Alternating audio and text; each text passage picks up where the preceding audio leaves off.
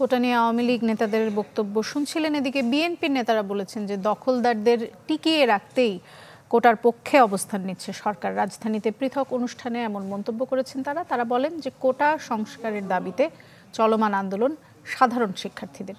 বিএনপির কথা বলে একে অন্যদিকে নেয়ার কোনো সুযোগ নেই।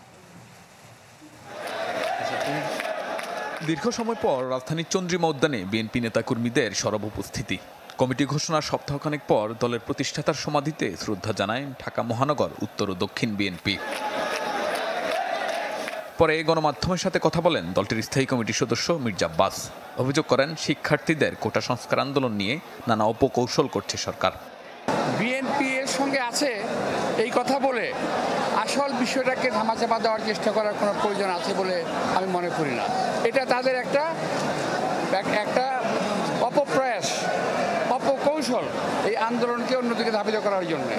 এদিকে চলমান আন্দোলন বেগবান করতে গণ অধিকার পরিষদের একাংশের সঙ্গে বৈঠক করে বিএনপি।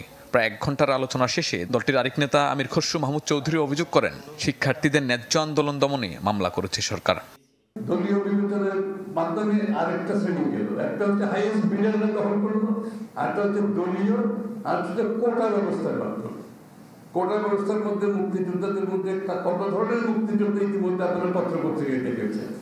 এরাও কিন্তু সুবিধা হয়, কিন্তু সবগুলো আবার দলীয় বিবেচনা, সবগুলো আবার দলীয় বিবেচনা। তাহলে তারা কোটা ব্যবস্থার পক্ষে থাকবে না কেন? নিত্যপণ্যের ঊর্ধ্বগতি, ভারতের সাথে চুক্তি সমঝোতা সহ বিভিন্ন ইস্যুতে শিগগিরই আন্দোলনের কথাও জানান বিএনপি নেতারা। গণতান্ত্রিক অধিকার ফিরিয়ে এনে শাহনেওয়াজ বাবলু, চ্যানেল 24, ঢাকা।